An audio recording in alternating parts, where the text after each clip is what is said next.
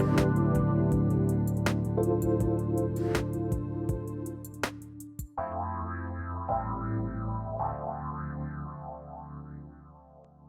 Care Heroes. I'm Trish Laub, and welcome to A Cup of Comfort with me. Today, I'm going to be talking about something that I have learned has been critical to every experience in my life, but especially to my Care Hero experience.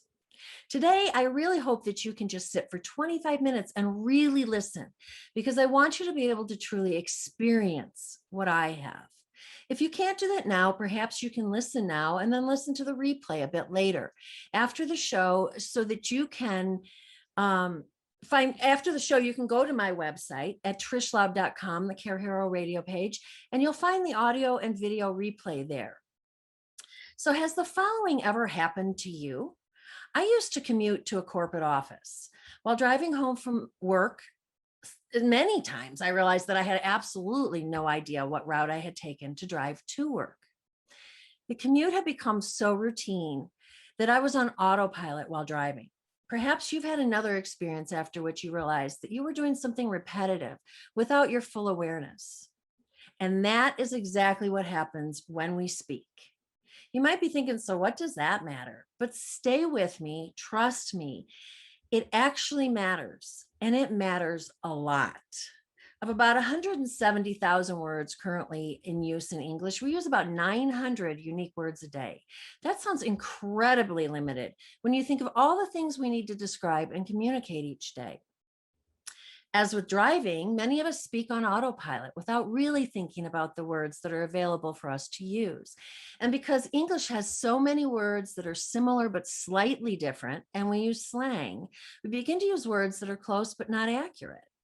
And it's even more challenging because when we have different types of communications. For example, when I'm having a formal or business conversation, it really requires an exact command of the language in order to be literal, accurate, and as clear as possible. But when I'm chatting with a friend, I'm often relaxed in my word choice and sentence structure, and my speech is more figurative and implied. In American culture, each has its place, but with consequences.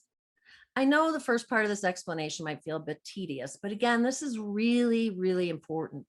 Once you understand what happens when you choose words, you can change your Care Hero experience.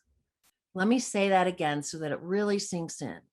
The words you choose can change your Care Hero experience, and that's really powerful. So let's go back in time for a moment. I want you to think about the songs that mean the most to you. What comes to mind? Now pick one song. Why is that song important to you? For me, there are many songs that when I hear the lyrics, I immediately find myself back to the time and place when I first heard those words, or to the event during which the words had meaning. They evoked a feeling that I now associate with a time and place or event. You're probably thinking, well, what's her point? The point is that we already know that words have the power to evoke a feeling and reaction that builds a memory and affects our reality. I'm going to say 3 non-care related words. And all I want you to do is to be aware of what you think, what it makes you think, how it makes you feel, and what you visualize or see when you hear the words. So let's start with the word slim. We all know what that word means. So does it create an image in your mind? How about a feeling or a thought? The next 2 words are synonyms for slim. In other words, they're supposed to mean the same thing and be interchangeable. So the first word was slim and the second word is scrawny. So how does that word make you feel? The same or different than slim? And now the third word, another synonym, is svelte. Again, do you respond the same or differently to that word? As synonyms, they have the same denotation, which is the literal dictionary definition. Yet they have different connotations, which is the feeling or image we get from the word. What did you visualize when I said each word? I had 3 very different feelings from the word, some positive and some negative. So do you see how individual words have a meaning and also evoke a feeling? So what does all that mean, and why the heck should you care? Words have power and can either be a positive tool or a negative weapon. Think about that. They're not only used to describe our every experience, they also evoke the emotion that surrounds it and helps us to remember the experience. The words we choose, or more importantly, those we don't consciously choose and instead just use, have the power to affect and change our perception, dispel or propagate a stigma, and in the end, define our experience and affect our reality as a care hero. Whoa, think about that for a moment. What we say, the words we choose, affects our experiences and therefore shapes our reality. What if we use words that are inaccurate or cause unintended negative emotional response? Let's say that we call someone who is actually slim scrawny instead. While the words technically have the same meaning, the person that has been referred to by a word that's inaccurate and has a negative connotation then subconsciously carries that feeling with them as part of their reality. I told you this was powerful. And remember that later in the show, I'm going to share the CareHero power word with you. Before I continue, I want to be clear that in no way am I telling you which words to use or not use. I'm only asking you to think about the words and the effect they have, and then decide for yourself if they're accurate for you and your situation. Make sense? So, are you beginning to think of any of your care related word choices that might affect your care hero experience? I used to be referred to as either a caretaker or a caregiver, both of which to me imply a one sided relationship in which something is either given or taken with no feeling of reciprocity. How does that feel to you to be called a caretaker or a caregiver? Do you get a positive or negative feeling from those labels? What images get created in your mind? While both words have the same meaning, I got a different image for each word. But for both of them, I got a less than positive feeling due to the feeling of either giving or taking without exchange. Now, those words are not in and of themselves bad. And if you like them, use them. But for me, the question is there a more accurate word? To which all of you who have been listening to A Cup of Comfort know that I say a resounding yes. I know that each and every one of you is a care hero, someone who is there for another who cannot fully be there for themselves. Care hero gives me a sense of duty, pride, accomplishment, as well as a positive image and a powerful feeling. How about you? Does it feel good to you to be called a care hero?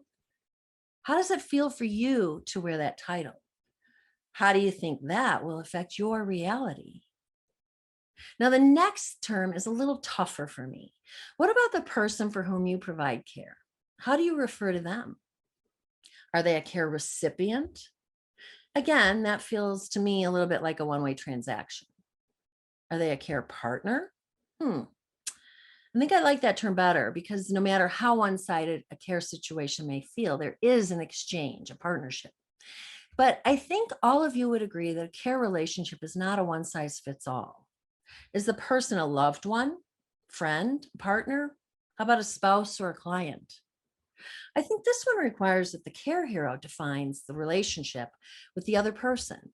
So all I suggest on this one is that you think about it and be accurate. Now, here we go. There is one word often used in reference to care that is more powerful than many others. And when we use it inaccurately and carelessly, it can be very damaging. Again, I'm not saying not to use this word, but rather I suggest using special caution if and when you choose to use it. So, a couple months ago, the family of famous singer Tony Bennett announced that he had been diagnosed with dementia a few years ago. Then last week, only a few days ago, the family of Jack Hanna, the animal expert, made a similar announcement. Immediately, major organizations and publications came out with the emotion triggering headlines announcing their battles with dementia. Those headlines did not represent the sentiment of the families. They were instead attention grabbing words that induce fear and propagate the unwarranted fear-based stigma that surrounds dementia. Honestly, for me, It's completely irresponsible to imply that the care journey will be a battle, especially in reference to a dementia diagnosis. Now, let me explain. Most care heroes begin a journey feeling like they're entering the unknown. I know that I did. And regardless of the diagnosis, the reality is that we never really know what the care experience will be for us or for the person with the diagnosis. The journey is not predetermined by a diagnosis. Again, the journey is not predetermined based on a diagnosis. And yet, many care heroes start their journey by saying that they are in a battle. Again, the word battle is not a good or bad word when used accurately and responsibly. It's particularly powerful, tongue-tied there, however, because unlike many other words, it can have both a positive and a negative connotation. Depending on the diagnosis and the person's life circumstances, the idea of fighting a battle against their disease and therefore focusing on it may be empowering, motivating, and generate strength for them. Think of a samurai.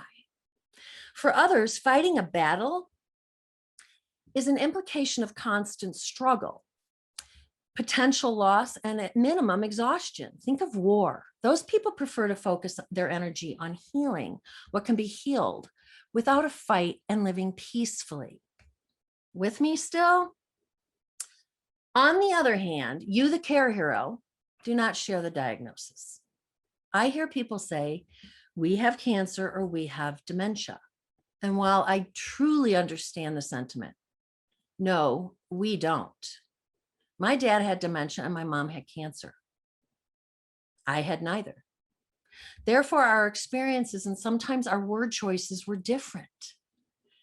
If there's a battle, it is against a diagnosis or disease, and it's within the body of the person diagnosed. And it's one which the care hero cannot fight for them. Instead of focusing your energy on the diagnosis, you can focus on supporting that person's life by providing assistance, advocacy, companionship, love, and much, much more. You and the person requiring care will each have a different care journey experience, and therefore use different words to shape your reality. Consider this. Using the word battle to describe your role as a care hero places you in an ongoing fight. And what happens when your body perceives a fight? You enter fight or flight mode, and your body is flooded with adrenaline. Now, that's perfectly okay when there's a physical need to occasionally fight for something, or if you need to respond to a life-threatening situation in the moment. But that's not every day. To live as though it is puts you in a win or lose scenario and is quite detrimental physically, mentally, and emotionally.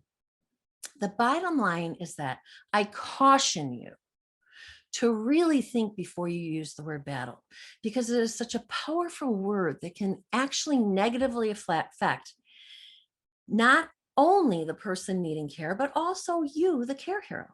Do you understand what I'm saying? Now, my dad lived with Alzheimer's for likely 20 years, and my mom had stage 4 cancer. They had life-limiting diagnoses that could not be cured. Both parents lived every day to the best of their ability with assistance from me and my family. I didn't need or want to be a fighter, but don't misunderstand. I did my fair share of advocating, which sometimes felt like it was I was fighting for both parents to protect their rights, their dignity, and their quality of life. I was fighting for something, not against it, and never in a fight, let alone a battle. However, I was a warrior. Recently, I had a non-care situation in which I needed to be a warrior. I had to wear my full suit of armor and stand my ground. But when the threat was neutralized, I took off my armor and I placed it on the ground where it is at the ready should I ever need it again. So, to be a fighter or a warrior? They are two very different scenarios with two very different realities, each with its own physiological response. In a battle, your energy is directed against something, in this case, a diagnosis. A warrior focuses their energy towards something. They're supporting something. They're supporting the one needing care while being ready to protect them if and only if needed. So I ask you, which is accurate for you? Which experience do you want to have? The fighter or the warrior? Which physiological response do you want ongoing? I know which one I choose every time I'm a CareHero. Now, before I share the CareHero Power tool with you, the power word, I have a few more examples of powerful word choices. Maybe you can relate to these. So I was just talking about the perception of an Alzheimer's diagnosis is initiating a battle. So I ask you, is it a battle? Or is it more accurately a challenge?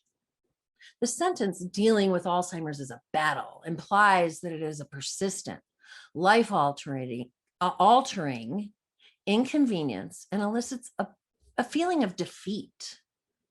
The alternative, dealing with Alzheimer's is a challenge, maybe a big challenge, but a challenge, indicates that it is an obstacle that can be overcome and result in a feeling of accomplishment. A battle is met with fear, anxiety, and dread, while a challenge can be met with hope and creativity. With my dad, I chose the challenge. Is the situation you face, regardless of the diagnosis, really a battle or is it a challenge? Think about it and then you choose.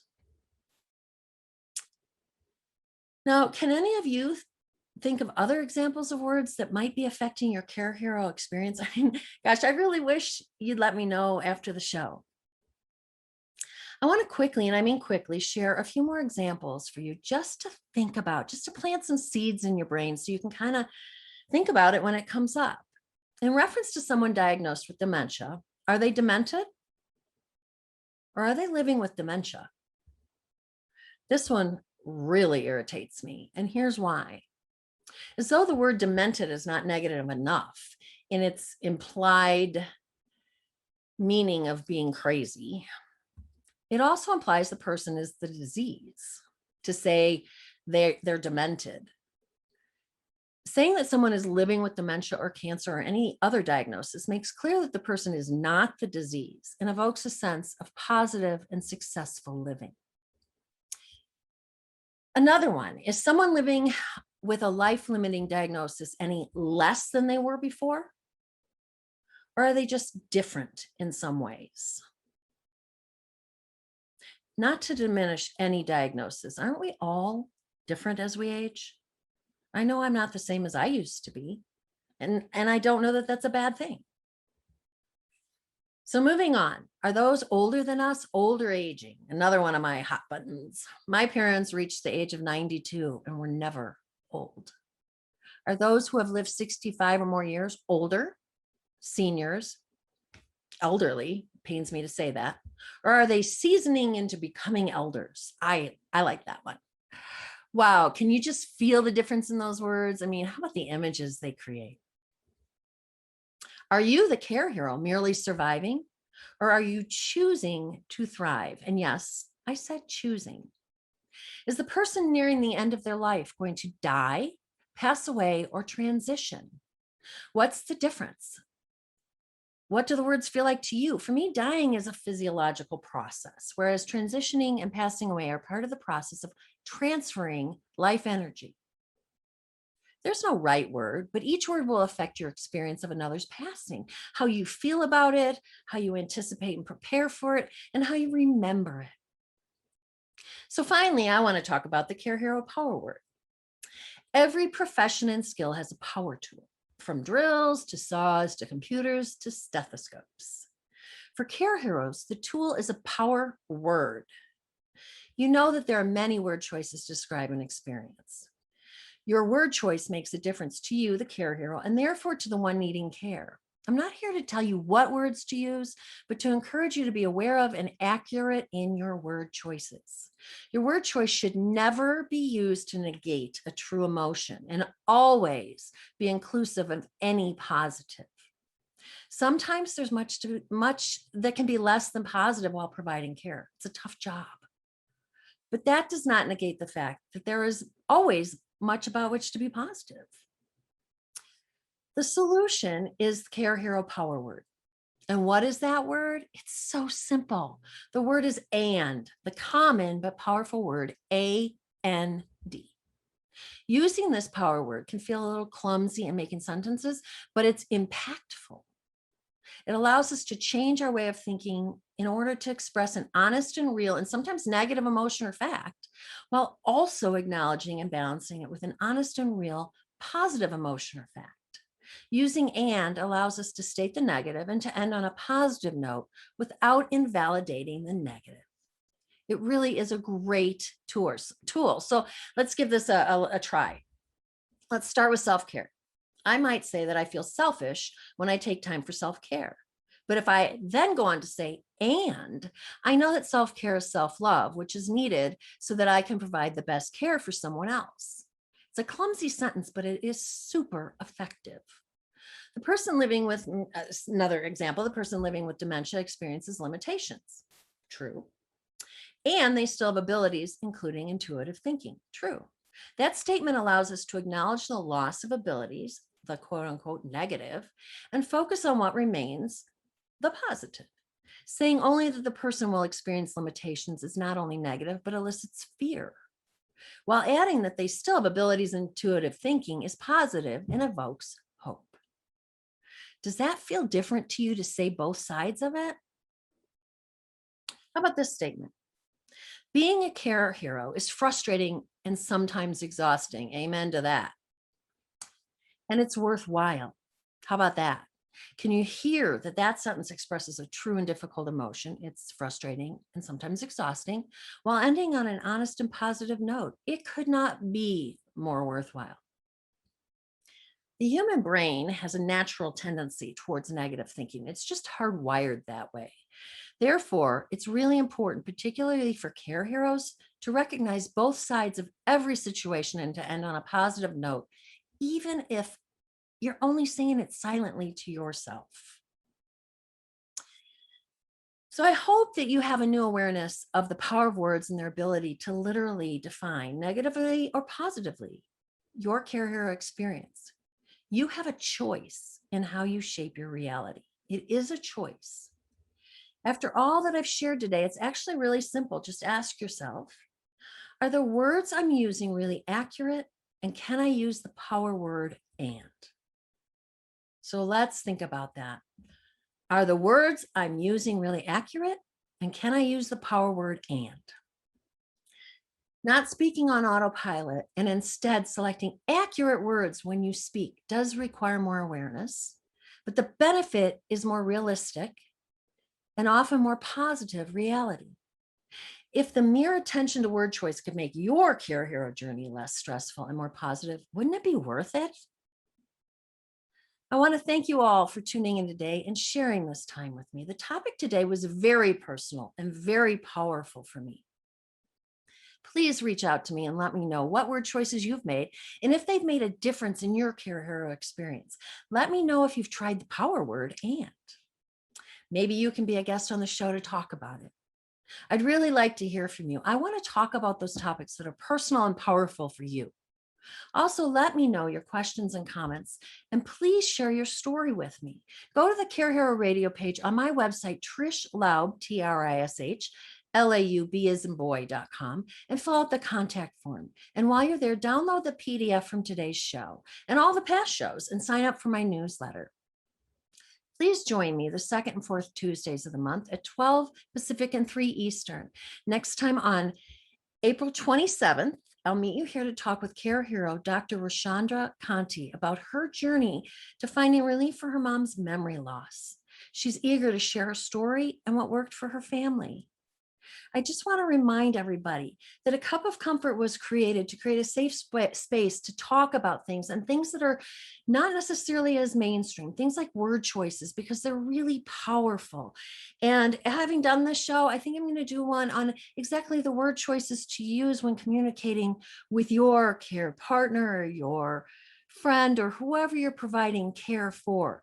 But please let me know those things that are powerful and important to you to talk about, no matter how uncomfortable they might feel. This is the place to do it. And the only way I can do that for you is if you let me know what those topics are, what your questions are.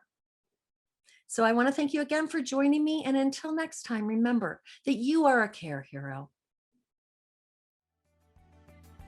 Thank you for listening to A Cup of Comfort with me, Trish Laub, and for your Care Hero courage. Tune in next time on Transformation Talk Radio as we explore life-changing Care Hero topics to assist you on your journey. In the meantime, I would love to hear any tips or insights that you've taken away with you today. So head on over to trishlaub.com. That's Trish Laub, L-A-U-B as in boy.com, and leave a comment, a question you would like answered, or a topic you'd like to hear about in the future. And while you're there, be sure to subscribe to my newsletter. So raise a cup and let's toast to all the amazing care heroes out there giving it their all. Until next time, remember that you are true heroes.